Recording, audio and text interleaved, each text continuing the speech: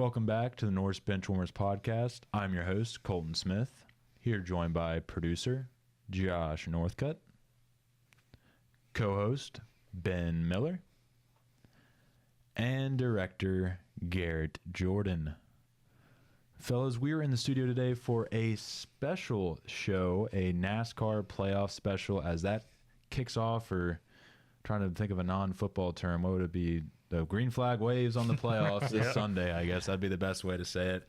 The playoff field is set. We had a thrilling finish at Darlington last week to finish that field out. A little worrying for Martin Truex Jr., but he did end up getting in there. Mm-hmm. The official playoff field is Kyle Larson, Christopher Bell, Tyler Reddick, William Byron, Ryan Blaney, Denny Hamlin, Chase Elliott, Brad Keselowski, Joey Logano, Austin Cindric, Daniel Suarez, Alex Bowman, Chase Briscoe, Harrison Burton, Ty Gibbs, and just sneaking in there, Martin Truex Jr.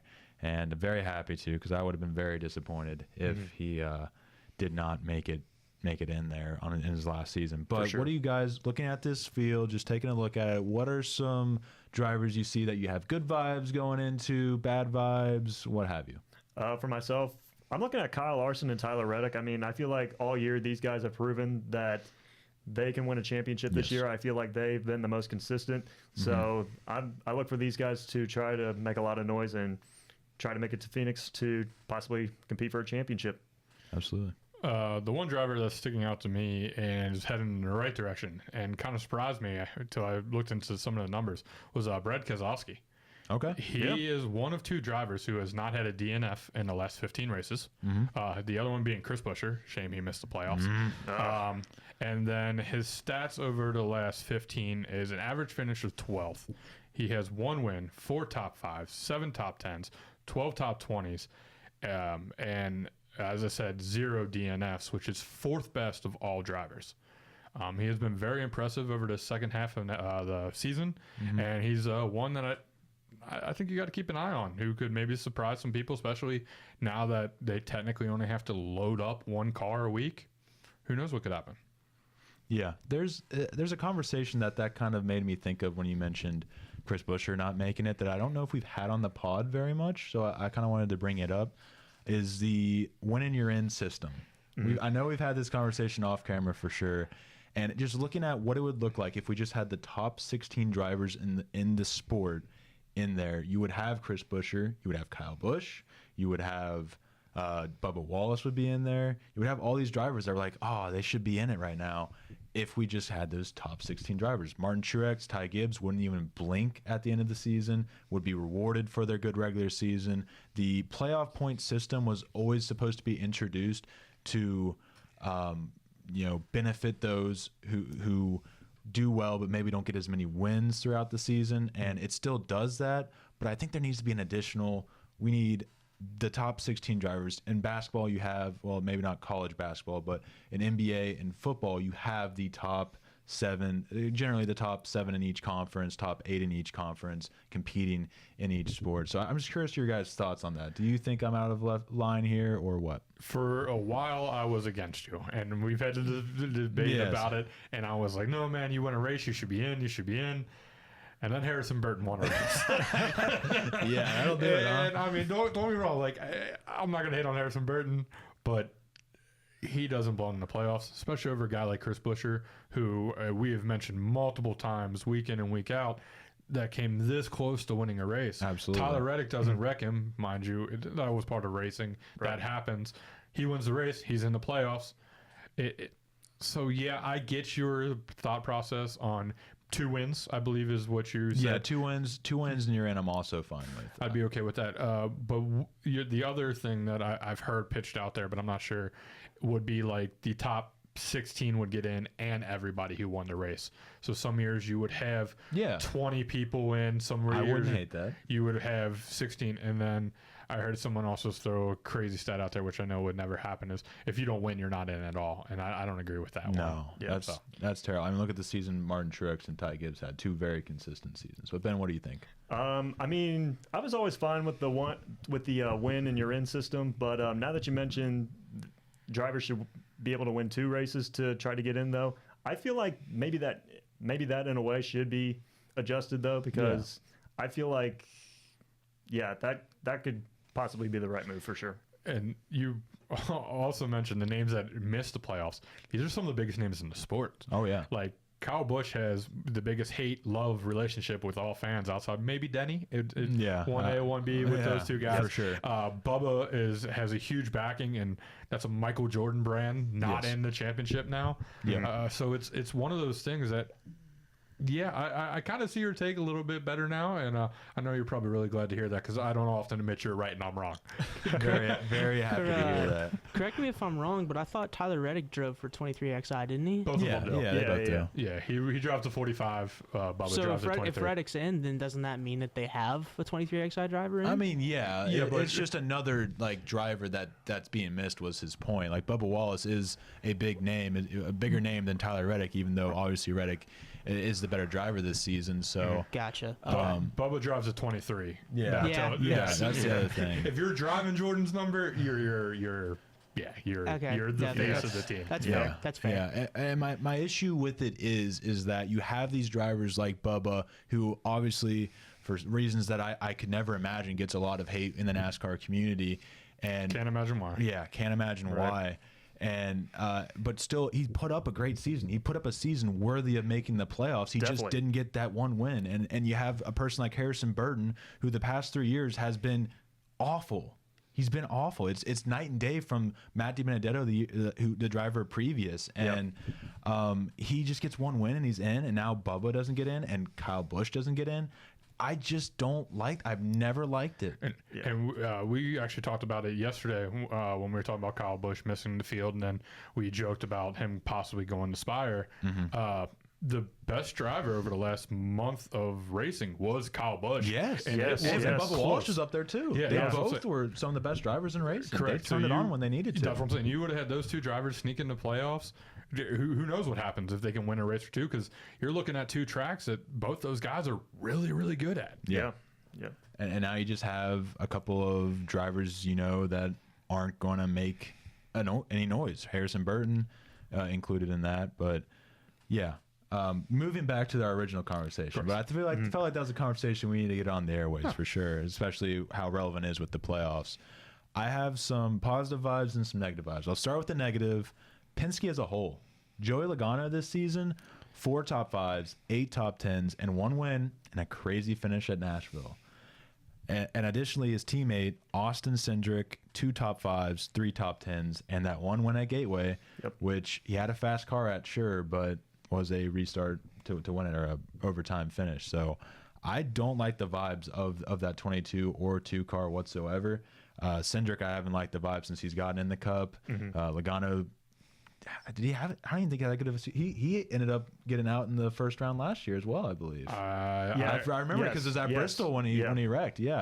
So it's been a rough kind of 2 years for Logano, and it's really been Blaney's the only one really carrying the torch for Penske, and I think that's going to be the case again this year. I mean, Logano, it's been a rough year for him, along with Austin Cindric. I mean, they got wins though, but Logano, he got very lucky in Nashville. Yeah, absolutely. I mean, that was like one of the craziest races I've ever. Who finished second? Like Zane Smith. There it is. Yeah. Yeah. So, I mean, sometimes I think to myself, if that crazy Nashville race didn't even happen, would he be in the playoffs? Exactly. Yeah. Because throughout the whole season, though, Logano, it's just been he's just been so inconsistent, and like you mentioned, his teammate Austin Cindric, I mean, he's got that win at Gateway, but it's just been a rough patch for him. So, as of right now, it's Ryan Blaney for Team Penske. What's really weird about Cindric is even in the Xfinity series, he kind of came on as a road course specialist. It seemed like that was his thing. Like when he gets the Cup, he's going to be great at the road course. I remember thinking him and Chase Elliott going battling it out at road courses was going to be great. Yeah, that's exactly what I thought when he got the call up to being the 2 car to replace Brad Keselowski. Yeah, and he's been solid. I can think of maybe a couple races since then that he's come up and had solid races, but it hasn't been as consistent as we would think. Right. Yeah. And that brings a whole other conversation of how essentially Penske chose him over Chase Briscoe. And we see what Chase Briscoe looks like. He might have the year of. He might be a real threat for a championship next year in the 19. Yeah. So yeah, I mean, anything else? You guys, any positive, negative vibes you want to bring up? There was one guy who I was super high on, and you brought him up. Yeah. But then I looked at his track record at these first 3 races. I'm a little concerned about Tyler Reddick. Really? He does not have a good record at these tracks. He has an average finish of 21st at Atlanta, 8th at Watkins Glen, which leaves it wide open because he is very good at road courses. Yes. Yeah. But Yes. then 20th at Bristol. These are not his tracks. Yeah. That's a tough opening round. You're not exactly the safest. You're up there. Yeah. But it's one of those things. A slip up at Atlanta, like that could be concerning. Yeah, for yeah. sure. if So he- survive Atlanta will be key to him. I think that's actually a really great Yeah, point. If he for sure. survives Atlanta, I think he can coast his way through. I think he'll do a good job at Watkins Glen, maybe even win that race. And then you have Bristol, which while I see your point, he has a bad average finish. Bristol is a good, driver-centric track. Drivers who are talented tend to end up front there. So if he can get a decent car, I think he can wheel it. He's got that kind of playoff mindset. Hopefully he can at least, all he has to do is get probably a top 20 there. You said he finished 20th. So 21st. Quick question. Who do you think is the only driver worse than him at Atlanta? at Atlanta, probably At Larson, Atlanta. right? Kyle Larson, Kyle Larson, 23rd. yes. Super The Speedway. 2 drivers you mentioned. Well, it's the 2 most talented drivers are worse at the Super Yeah. Speedway. It's weird. almost as if what you say is true, and it doesn't take too much talent to win at Super Speedway. It just takes a whole lot of luck. Yeah. Wait, did I just give you the? Twice in the same. I want to end the show. We must now. be talking about NASCAR. But, we must yeah. be talking about NASCAR. Yeah, I mean, that's a really good point, though, that you made about Larson. I mean, yes, he's been one of the most consistent drivers all season, but he hasn't been the best super speedway racer. I mean, you've seen it, obviously, at Atlanta, like you mentioned, Talladega, Daytona. So, yeah, there is a little bit of concerning there, for sure. But since we're talking Atlanta, should we get into this thing? Yeah, let's go right ahead. And do you want to start or? Do you want me to pick the winner, or how do you want me to go about this? So let's give our winner for Atlanta. Okay. And then we can talk about why we have that winner, Okay, so which we don't have much of a reason for Atlanta, I suppose. So for Atlanta, it obviously takes a whole lot of luck. Case in point, Daniel Suarez getting into the playoffs because he won Atlanta in a fantastic finish. So I started looking at the numbers, and it kind of surprised me a little bit. I always make the comment when we get these super speedways, this is Bubba's tracks. Bubba's tracks. Yep. I think super speedway, I think Bubba. But there is a driver that is better at super speedways than Bubba Wallace. Do you know what driver that is? Is it McDowell? Is it a there's- playoff driver? It is a playoff driver. Ryan Blaney? It is Ryan Blaney. Yeah. Ryan Blaney at super speedways is by far the best driver. And then it's Bubba, and then it's Kyle Busch. Which then brings me to the winner of the Busch race, surprises me. Kyle Busch winning Atlanta. He is going to win a race before the year's over, and if I have to pick him every single week, I will. But the streak will not end, so I'm picking Kyle Busch with the hottest team arguably right now, become very close over last. So he will steal a win in Atlanta, and nobody will get the automatic buy into the next round. But if I had to pick a playoff team or playoff racer, it would be Ryan Blaney, and it wouldn't even be a debate. Yeah. Average finish 6th at Atlanta. Next closest is Martin Truex at 13th. And that's just from when it was a non-super speedway. No, this was since they turned to super speedway. Oh, you did that? Wow. Yeah, I got skills. Interesting. He has Interesting, yeah. skills. He does his research. Oh, I thought Garrett was going to say Yeah, something. that's what I thought, too. I heard Garrett noises. No, so. I was just saying he's good at butter knifing stats. Are you He the new knows the stat man? technique. He might be. For this episode, For I this might steal it a little episode, bit. All right. I typed in Kyle Busch, then I realized you were probably going to say Kyle Busch. So then I typed in Corey LaJoie because I think there's sort of a trend with these first couple races going to non-playoff drivers. I remember we had a whole first round without it. I think Chase Briscoe, Bubba, and Reddick won it. I don't know. It doesn't matter. That was a couple years ago. So I got Corey LaJoie. Maybe just more of a wishful think. Try to get him a win before he's probably out of the Cup Series for good. Yeah, I mean, that would be huge for sure. Yeah, it would be huge. He's come close here. This is where he got his closest. So I'm rooting for you, LaJoie. Yeah. So the playoff driver that I'm looking at heading into Atlanta is Ryan Blaney. I mean, we talked about it. He's Mr. Super Speedway. He's always a factor at these big tracks like Atlanta, Talladega, Daytona. So, and also he came so close to edging out Daniel Suarez in one of the closest finishes in NASCAR history. I mean, just watching that race, that was such a great one. But Right. obviously, when you go to a super speedway, you obviously cannot ignore Ryan Blaney. And I do like your guys' takes on LaJoy and Kyle Busch. I mean, like you mentioned, Josh, Kyle Busch is arguably the hottest driver right now, despite him not making the playoffs, unfortunately. I mean, he's shown flashes in the summer. I mean, we've seen it at Darlington, obviously, last week. We saw it at Daytona, which I honestly thought he was going to win. Yeah. But, and your LaJoy take, though, was spot on. I mean, he's come close to getting his first career win there back in 2022. I believe he lost to Chase Elliott. Yes. Yep. Yes, he did. Yep. It was bittersweet. Yeah, I remember watching that race. I was pulling for him so hard. But now that he's closing up shop at Spire, it would be nice to see him go out with a win. So we'll see what happens. I mean, Atlanta, it's obviously one of my favorite races because it brings a lot of potential to the table. Yeah. Well, Ryan Blaney always tends to win in crazy fashion at the super speedways, so I'm excited for that as well. Yeah. But moving down to the Glen, I have stage winner MTJ getting the win there. I don't think he's been the best at the Glen the last couple of years. He's usually up there, but Sixth best. Okay, thank you. In what time frame? Over since 2021, since the new car. Okay.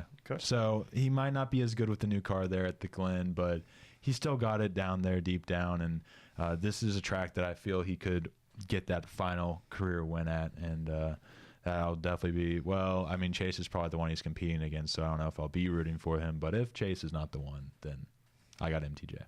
Interesting. I mean, that'd be great. That'd be a great track for him to close out his career. I mean, his final NASCAR win before he retires. But I'm looking at Tyler Reddick. I mean, he's such a great road course racer, and he's been competitive on the road courses all season. Yep. And obviously, you cannot count him out. So I feel like he has potential to try to win this race, and I feel like if he wins there, that's gonna get him to the next round. So he'll survive Atlanta and Bristol, his two weakest racetracks. So I was looking at a few different drivers: Bell, Reddick, Hamlin, Larson, Byron. Those are the names that always come up when you get to a road course. The thing that surprised me a little bit before I make my pick. That's crazy. Chase's name doesn't come up anymore? What's Chase Elliott is below even Truex and Logano.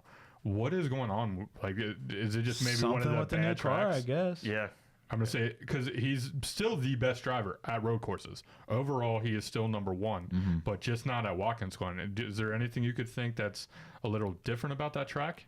I don't know what's changed besides his injuries. I guess they change the they changed that one corner, right? I'm gonna that say, maybe was in a different competition that I'm thinking of, but yeah, I'm not really sure what's changed other than the next gen car. I mean, he was absolutely crazy at Watkins Glen to start out his career. So, I mean, at the end of the day, that's still in there somewhere. It's just a matter of putting it together with this new car, I would say.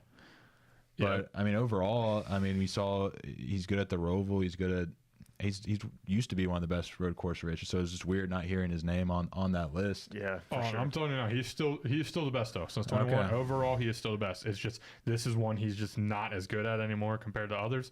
So for me, I actually took the same one as Ben. I took Tyler Reddick to get the win and not have to worry about Atlanta, not have to worry about Bristol. He gets the win at the Watkins Glen and moves on to the next round. So there was a stat that I thought you might bring up, but Chevy has won. I guess there's only been 2 road courses so far, or 3 road courses so far this year, but Chevy has won all of them. So it's an interesting situation then. Yeah. That's something I had in the back of my mind. I stuck with MTJ anyways because I went with the storyline over what may happen, but that's something to keep in mind for Byron, Larson, and Elliott. And maybe Bowman. Bowman has gotten better at these road courses. For sure. Moving down to Bristol, a place that I will be and come back with a T-shirt of. I picked Chase Elliott for no reason besides I want to see him wins in person. So I am manifesting it right here, right now. You know, I respect that. That's a Josh Northcutt leg move. So a little two homer. thumbs up. Homer. Whatever. 2 thumbs up for approval. What have you? However, I just have one question. The best driver at short tracks is Denny Hamlin, and it's not even close. The man has led That's who I typed first. 1,873 laps at short tracks since 2001. The next closest is 879. That is no exaggeration, no nothing. Kyle Larson. Okay. Makes sense. Surprise, makes sense. surprise, one, too. Yeah. But yeah, so with that being said, I'm going to go ahead and just take the safe bet and the obvious bet and just take Denny Hamlin. Yeah, that's who I'll bet on Prize Picks. I'm with you 100%, Josh. I'm going with Denny Hamlin as well. I mean, he's obviously won the last 2 races at Bristol. I mean, he's a great short track racer. He's always a factor on these short track races and always up front leading laps. So I look for him to be a big factor in Bristol for sure. Yeah. All right. I'm excited for that race. Excited to go. Bristol's definitely been on the bucket list for a while, so I'll definitely bring back some tales from there. And I'm curious. Have you guys heard? And I should have looked it up before the show. Did they change the tire compound at all for that I race? Would not know. I did not God, hear I anything hope about not. that. I hope not, because if it's like the spring race, I will be entertained from start to finish, and I will be very happy. But I have a feeling they probably changed it. Anyway, so that brings us to the end of the round of 16.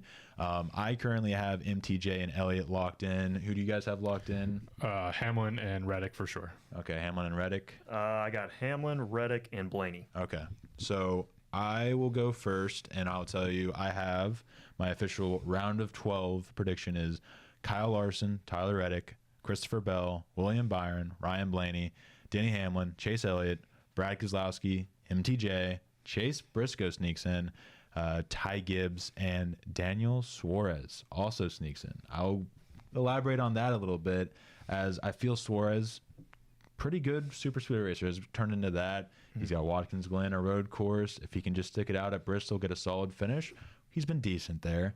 I think he can make it to the round of 12. He's got it in there. And, yeah, I think that's really the only one I have to explain there. That eliminates Bowman. Do you know? I wasn't. Yeah, I apologize. It would be Bowman, obviously Harrison Burton. If I look at the full list here,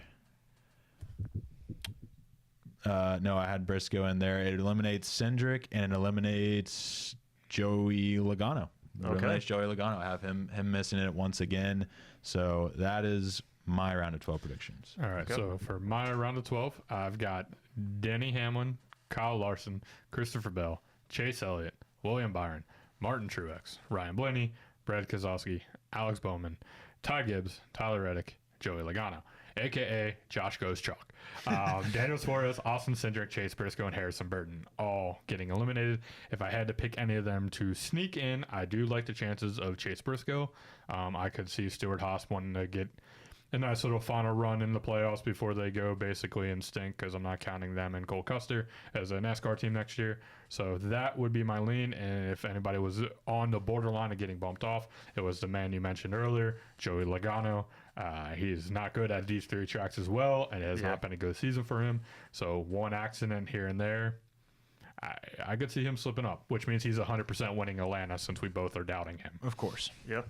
For the 4 that I have eliminated, I can just go that route, right? Oh, yeah, absolutely. All right. So I got Austin Cindric eliminated, Harrison Burton, Daniel Suarez, and Martin Truex Jr. But I want to go. That hurts. That hurts. I mean, I hate to do that, though. I mean, obviously, it's Truex's last year before he retires. But this summer has just been a rough stretch for Martin Truex Jr. I mean, at the beginning of the year, I thought he would be a championship threat, though. But in the summer, like I mentioned, he's not living up to those expectations. But I want to go back to Cindric, Burton, and Suarez here. I mean, obviously, they know how to get it done around super speedways, though. So I feel like these are 3 guys that we got to keep an eye on for Atlanta. So it would not surprise me one bit. There's no way Harrison Burton can do it again, right, guys? Yeah. Right? I mean, he's always a factor at these super speedways. Honestly, he is. He is always around, and I don't get how he does it. He really can't do it again, right? Right, Colton? Right? All right, Colton kid's trying to process this, so. One more thing. Didn't have to say it. Yeah, but one more thing, though. Of course. I mean, Cindric, he's obviously won a super speedway, the Daytona 500 back in 2022. Burton, obviously, he won Daytona for a walk-off win in the playoffs. Suarez, who won in Atlanta in one of the closest finishes in NASCAR history, though. But I feel like, yeah, these guys are going to be Cinderellas, in my opinion. But even though I have them eliminated, we should still keep an eye on them for sure. The one that you mentioned, though, is honestly Austin Cindric. These are 2 tracks that work out well for him. Yeah, that's true. You mentioned super speedways really well, and then also he's a very good road course winner. So Yep. who's to say he can't pull out 2 top 10s and just ride out Bristol? The 2 is always good at Bristol. Penske is always good at Bristol. That's true. But one I would like to mention, you both had Bowman making it into the round of 12, right? Yes. I did not. And I can't really give a reason for it other than the fact that he's been on a rough, he's just super inconsistent. I just have a feeling he's going to find a way to wreck at Atlanta. Maybe have an okay finish out the Glen. And then Bristol isn't a track I would necessarily bank on him getting the walk-off finish at. He did finish top 5 in it earlier this year, so maybe I'm just crazy. But at the end of the day, Bowman's my second favorite driver, so I'm just kind of being overly negative on him, I guess. But maybe trying to get a little reverse psychology in there. But I know you're kind of high on Bowman, aren't you? I am. I was very high on Bowman. I thought he had a chance to be a Final Four. Not so much now. Yeah.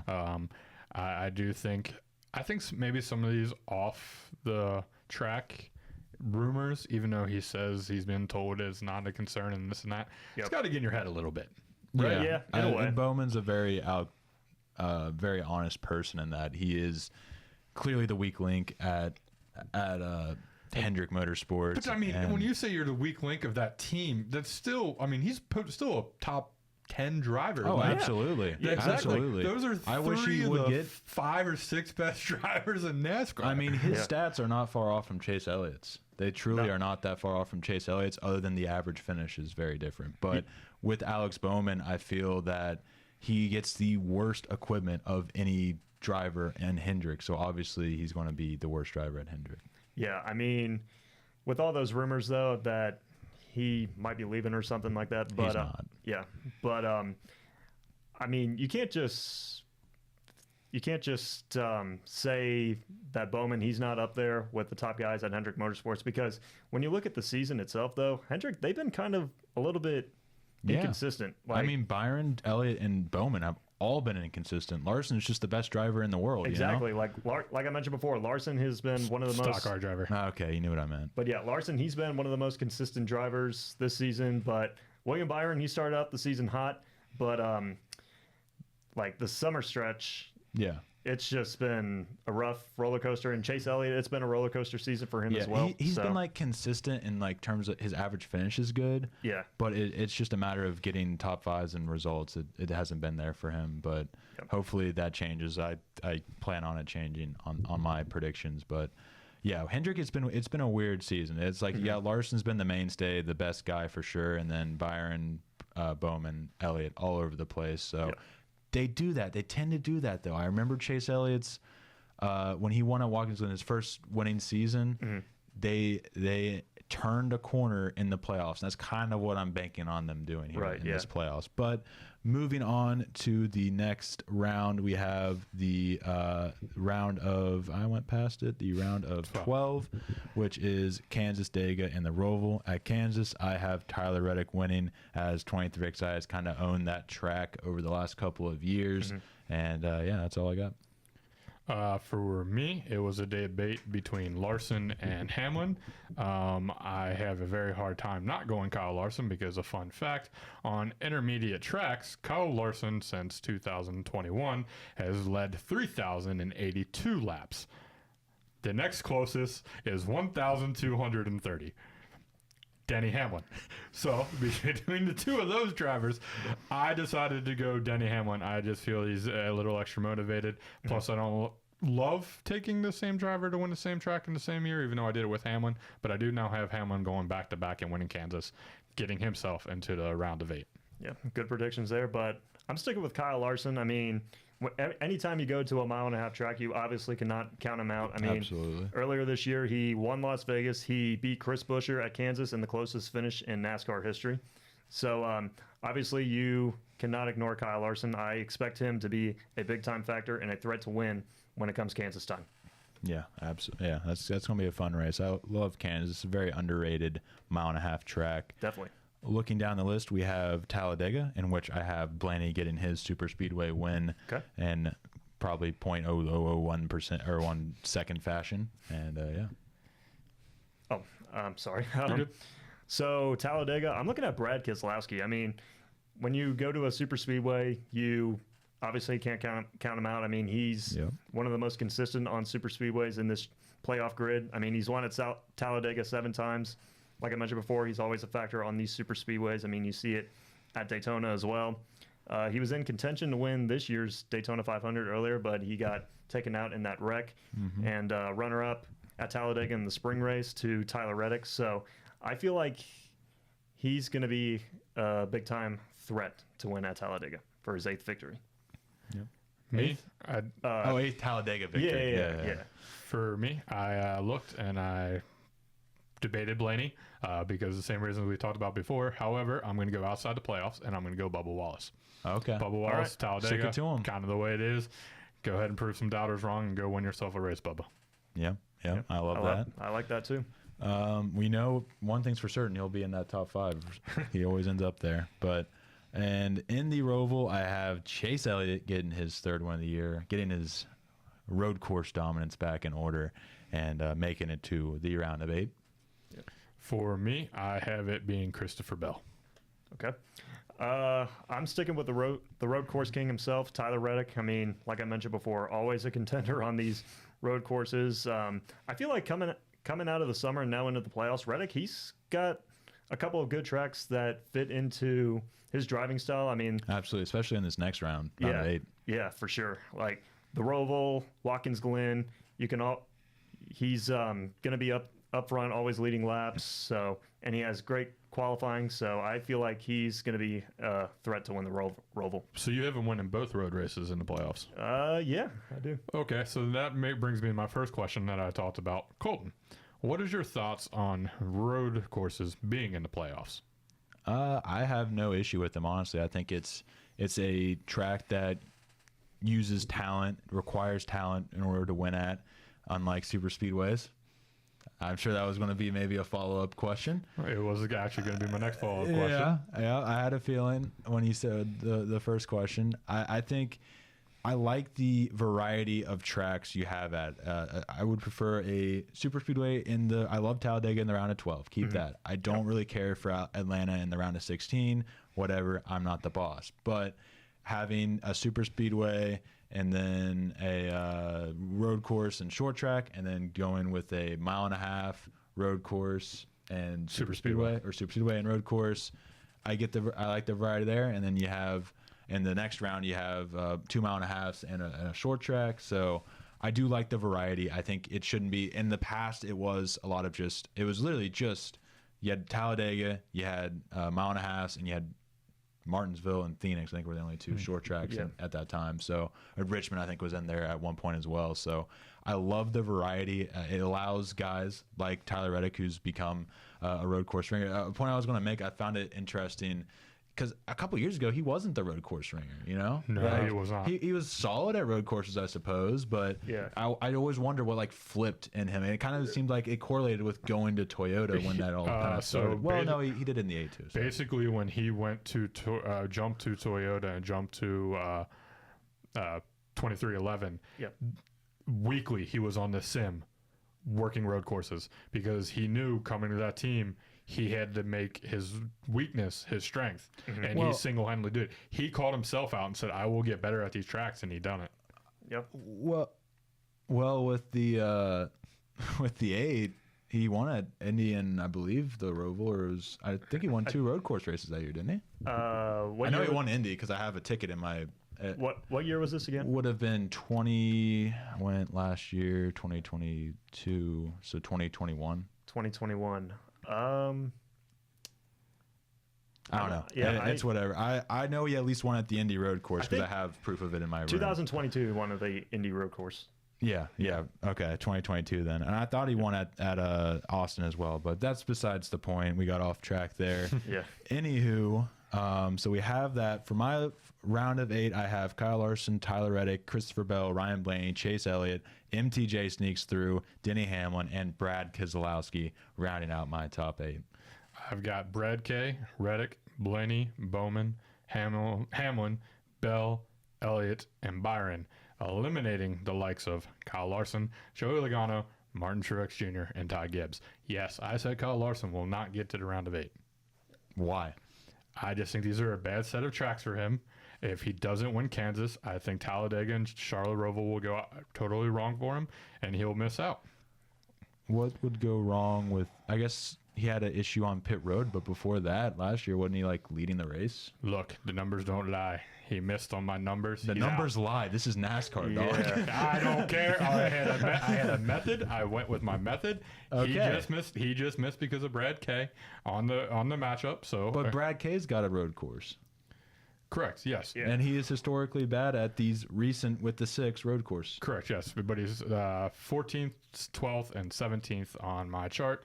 Meanwhile, the average finish for Kyle Larson was 15.2. Okay. With a 5.3, a 24, and a 16. So we don't have logic; it's just numbers. I went with numbers. Okay. I had a strategy, and I'm going with the strategy. We'll see how it works out. All right. Am I probably wrong? Does he probably win Kansas and I look really stupid? Yeah, maybe. Most likely. That's okay. But I had my strategy. I'm riding out my strategy, and we'll see what happens. My numbers compared to your numbers. Okay. I mean, that's Ben, a good. your Next thoughts? time you fill out an NCAA bracket, just do the auto pick. I mean, that's a good point there. I mean, Kansas, it might be a must-win for Kyle Larson. I mean, we talked about it earlier that super speedways are a weakness during his career. But Absolutely. all right, so the drivers I have eliminated are Joey Logano because it's just been such an inconsistent year that we talked about earlier. Briscoe, I mean, he's coming off that Southern 500 win, but Yep. when you look at the season itself for him, not only him, but for Stewart Haas Racing, it's just been so inconsistent. And Bowman, another inconsistent driver this year. Yep. And Ty Gibbs, I have all going home. Yeah, I had the same. The only difference is I had Suarez in the round of 12, and I have him being eliminated for the same reason. Gibbs, I think, has been consistent this year, I mean, but just not to the level to get to the round of 8. Exactly. So, I mean, yes. obviously, he could probably pull something out of his butt, but yeah, I think we're kind of, except for whatever numbers Josh is reading over there, we're all pretty much on the same consensus. Moving on to the round of 8, though, we have Vegas, Homestead, and Martinsville. Honestly, I love this round. Yeah. Homestead's definitely my favorite track other than Bristol, so I'm excited for that. I have Larson winning it at Vegas. Let's just go through, as we're getting a little short on time. Let's go through and give our round win. So Larson, Reddick. I have Larson, Reddick, and Elliott winning it at Vegas, Homestead, and Martinsville, making it to the round of 4. All right. So I got Kyle Larson winning Vegas, Tyler Reddick winning at Homestead, and Ryan Blaney winning at Martinsville. Okay. Two years in a row. I have Kyle Busch winning in Las Vegas. I told you I'm going to do it at least one time, and he's going to eventually win me a race for it. Homestead. So I'm winning 2 races in the playoffs? Yeah, but I just had to throw it out there just in case because he's going to win one of the 2. Gotcha. So Homestead, I'm going to go with Tyler Reddick. And then Martinsville, I'm going Brad K. Okay. Oh, all right. Yeah, no, he's pretty good at that track. Yeah. Historically, I don't know how he's... Best driver since 2021 at Martinsville. 2021? Yeah, Wow. since 2021. I thought you said 2001. I was like, Sorry, that's a wide 2020. range. But yeah, 2021. yeah, no, he's been a good driver there. So, yeah, I didn't think about that. But I mean, I gotta get chasing there somehow, I suppose. Yeah. But anyways, so that makes my final 4: Kyle Larson, Tyler Reddick, Chase Elliott, and Christopher Bell. It feels like a Joe Gibbs. The more I think about it, though, I am liking that Brad pick. I do kind of want to put Brad in there, but I'm gonna keep Christopher Bell because he seems to just have that clutch gene of no matter what, getting to the championship. And I think that in his 3rd straight Final 4, he finally puts that clutch gene to work and gets his first championship. Yes, that was the pick I made at the beginning of the season. I'm sticking with it, boys. Okay.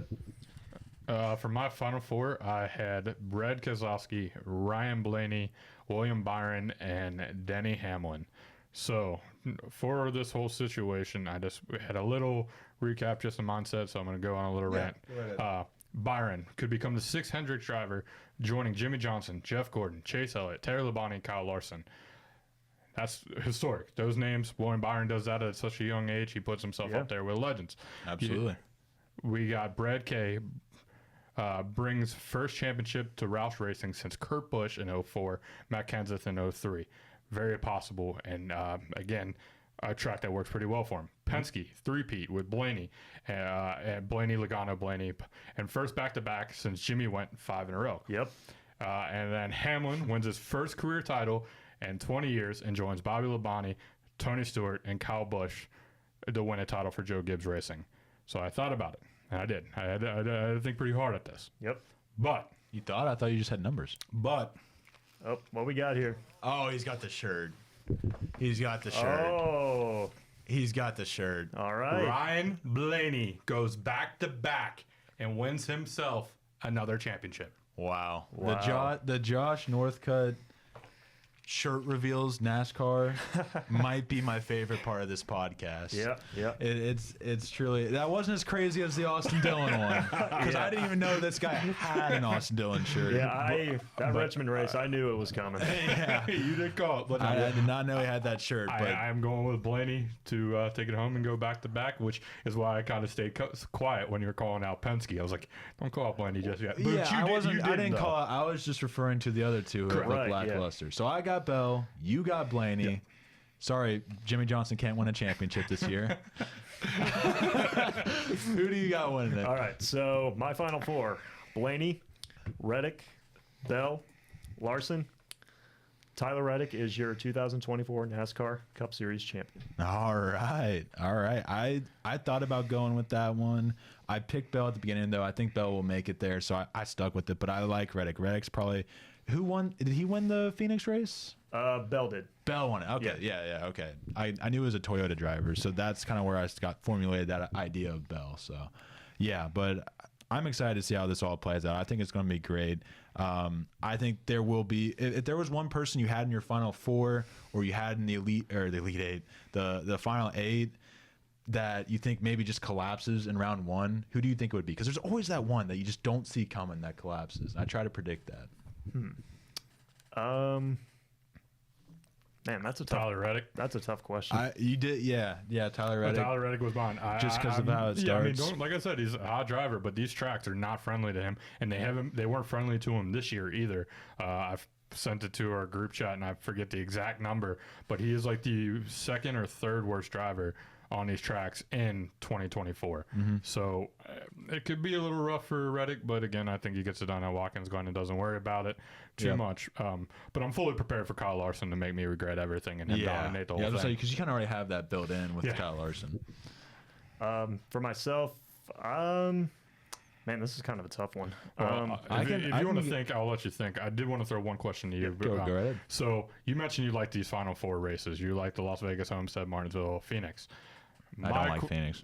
Okay. My question is, obviously we always talk about I'm going to word this wrong, the diamonds or the crown jewels of NASCAR. Yes. It's the races, but what would you think of Daytona, Charlotte, Darlington, and Indy being the last four races, since they're quote unquote the crown jewel tracks? Daytona, Charlotte, Darlington. Well, first of all, you know damn well I don't think Indy is a Correct. crown jewel.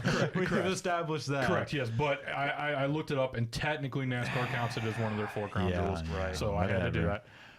So that would be just, I wanted to throw that out there. You would put Charlotte as probably the championship race, right? That's, I mean, or do you, yeah, because you can't do Daytona You can't, absolutely. there. As much as I want it. Absolutely not. As much as I want it. Absolutely not. Yeah. So I would probably. I wouldn't hate it. I would like Darlington to get a later round. I think that's a track that really tests you. I would even, if I were to have a perfect schedule, I would probably flip Darlington and Las Vegas and put that. Yeah, Martinsville and Darlington the same one. That might mess up whoever the commentator is, because he kept on saying Martinsville. He did. Yeah. But yeah, I think making that final round a crown jewel, I wouldn't hate it. I don't know about Indy being And I get, I just don't enjoy the racing there at all. My mindset went towards maybe Bristol being in there because it's a better track when it comes It's to a crown jewel, if you Correct. ask me. Correct, yeah. Yeah, So that's yeah. why Bristol went in there. Bristol, baby. But then I thought, like, maybe you want like one super speedway, one intermediate track, one short track, Yeah. and one road course to kind of make it fair. And that's why I asked you that other question earlier. Ben, if you have any takes on that before you... Yeah. To be honest, I would not like to have Indy in there, because when you watch the Brickyard 400, though, it just seems like it's a boring race. It's You know just what I mean? whoever has the track position, which Right, isn't necessarily. It's fine in the middle of summer, right? Yeah, I mean, and also it's very hard to pass. Like, Yes. when they returned to the Oval this year, I watched that race from start to finish. It was just so Whoever got the best restart, right? exactly. Yeah, it always comes Except for down Kyle to Larson. yeah. So it always comes down to restarts and track position, like you mentioned. So I just don't like Indy being in that position for sure. putting Daytona in the round of, I don't like a super speedway in the round of 8 because that means you have a championship driver that maybe isn't really, but you always have that one. I mean, Joey Logano won it the year of the big three. I feel like every driver should have their track before they go to the championship. Okay. But that would be my debate, is just what track would be picture perfect. I'm assuming you just love Homestead. You want Homestead every single year. What track for you would be you want to see as the championship? Because I lean Kansas after the finishes. I don't hate that. The finishes we've seen, I love the idea of Kansas being there. They've been, probably the most exciting races the last 3 years. Yeah. And I will never forget that fateful night. Brad Keselowski, I believe, ended up winning the race. It was 2018, I want to say? 2019, 2019? Yes. Okay. Yes. Yeah, that race was special. Yeah. But yeah, what do you think, Ben? What's your perfect championship track? Championship track. There isn't one, but I mean, I actually do like the Kansas take. I mean, over the years we've seen a lot of great races at Kansas, especially the last one that we saw back in the spring. Kyle Larson edging out Chris Buescher by that much. So Kansas, it always brings a lot of great racing, like I mentioned. Yes. So I feel like that's going to be a great championship race for sure. I think if nothing else, it has to be a track that you are able to pass at. Phoenix, you can't really pass. You have the restarts are always great there. Do not get me wrong. Yeah. But once the field fans out, you basically have to hope that your opponent makes a mistake, which is still an interesting race. I don't hate it, but I would prefer a track like Kansas, Homestead. Would Charlotte work for that? Yeah, it would. Because also that's in what recent NASCAR's years, headquarters. I think it's gotten better with why not end the year at NASCAR's headquarters? And I feel like you also have to put it in a place, unlike Kansas, that is in somewhat of a major market. So Homestead being in Miami works great. Charlotte being in Charlotte works great. So yeah, I would like to see Charlotte in there. It's not as fun of a track as that of Kansas or Homestead, but it's still a multi-group track. I just want passing in your championship race. I think that's what you need. You need when you know somebody's out front and can't. We saw it with Ross Chastain sitting out front, not letting Blaney by. He can do that. Once, if you have that track position, if you're at Kansas, it's a much different story. Yeah, definitely, for sure. Any closing thoughts we have on this playoff? Go right ahead. I didn't answer that one question that you had. Oh, was somebody that you see in like your final 8 or round of final 4? Oh, round of 8. No, either one. Missing. Just somebody that maybe somebody who's missing, or somebody that you think in that field of drivers that maybe falls off that you don't see coming, but now you do see it coming.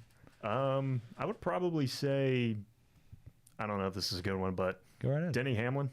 Yeah, no, I don't hate that. He has a tendency to choke, so I don't hate that at all. Yeah, I mean, in the back of my mind, I think that too. I mean, I was just thinking about it like a couple minutes ago. I mean, from the beginning of the year, he looked like he was going to be a championship threat, but the summer though, in a way, he's been a little. He's just been Denny Hamlin, he's just been a little inconsistent though. So I could have him as a championship 4 driver in Phoenix, but in a way, I just don't really feel it, to be honest with you. Yeah. Well, there goes my championship pick. I was about to say, we're about to throw it to you, right, sir?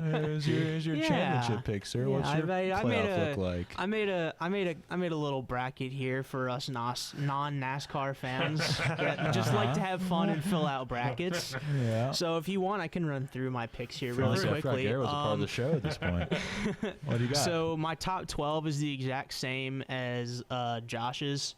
It's whatever bookie term he said, full chalk, no, whatever it was, all foreign concept words to me. Basically whoever those 4 with the highest odds are out for me. Gotcha. And then moving on from that, my top 8 was Larson, Bell, Reddick, Elliott, Gibbs, Hamlin, Blaney, and Keselowski. Okay. I'm curious what brought you to Gibbs. I don't honestly. You really shouldn't be asking me this because I know absolutely nothing about. You just like Gibbs. pop owns the team. So I come from a generation of fandom where Toyota didn't exist. So I used to watch NASCAR a long time ago, back when I was like 5 and 6 years old, back when Dodge was still driving NASCAR. Oh yeah, baby. Oh yeah, baby. Oh, they're coming back, right? No, right? No. But I just the Toyotas have always caught my eye because it always seems like at every single race there's always a Toyota at the front on any given day. It's just going to be one of them is always going to be up there near the front. So that's kind of why I picked him, and also just through like listening through other people and airwaves and stuff like that, it seems like Gibbs is a name that gets thrown around occasionally. Yeah. So I figured he's kind of like a dark horse thing for me. Like, maybe why not? Why not Gibbs? You know, why not? Absolutely. Yeah. Okay. So that's So now, what's your final four look like? So that eliminates Byron, Logano, Truex, and Bowman for me. Okay. If you're doing the math, if you're doing math at home, that's what it eliminates. My top four, I have Larson, Bell, Elliott, and Hamlin, and my champion is Denny Hamlin. Okay. Finally getting it done. Yep, he finally gets that monkey off his back. Unfortunately for Truex, it doesn't happen. I was gonna say it's gonna be really bittersweet when Truex beats Hamlin. Yeah. I'd love to see Truex go Be out on very top. sweet. Yeah, I definitely. would if Truex was able, because there's so many what ifs you could put around Truex's career and Right. and getting one or two more championships under his belt. But For sure. yeah. Well, we definitely went over our time for this episode, but I don't care because it's a NASCAR episode. We don't get time to talk about more than. Always fun to talk about. Yeah, it's always fun to talk about. So hope you guys did enjoy. If you did, be sure to leave a like, hit that subscribe button, and hit that subscribe button so we can get to 50 subscribers and give our first giveaway on the show. We are very excited for that. Thank you all for coming in, Josh, Ben, and Garrett. Thank you, Garrett, for all that you do. Thank you, Bill and NK Media Services, all the help that you've done for our live show recently and on every show, making it better each week. And yeah, that's all I got. We'll see you in the next one. Peace.